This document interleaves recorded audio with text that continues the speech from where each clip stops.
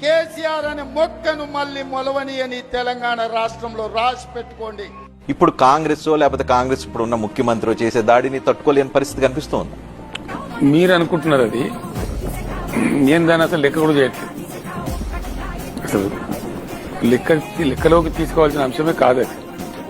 కేసీఆర్ ని తిట్టడం వెనుక రాజకీయ ఎజెండా ఉందా, లేదంటే వేరేదేమైనా ఆలోచిస్తున్నారు? అంటే మీ స్టేచర్ ను, మీ క్యారెక్టర్ ని డీమీన్ చేయడం, అంటే తగ్గించడం ఉద్దేశంగా కనిపిస్తుంది.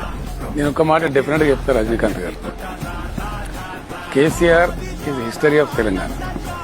Nobody can wipe it off. And KCR ను తగ్గిస్తాము అనుకుని చాలా ప్రయత్నాలు చాలా మంది చేసి భంగపడి విఫలం అయిపోయింది. నేను పెరగాల్సిన ఎప్పుడు పెరిగాను, నన్ను తగ్గించడం అనేది ఉండదు. ఒక చిలిపి రాజకీయ వికృత క్రీడ, అంతకు మించి ఏం లేదు. నేను అంతకన్నా గొప్పగా దాన్ని చూడను.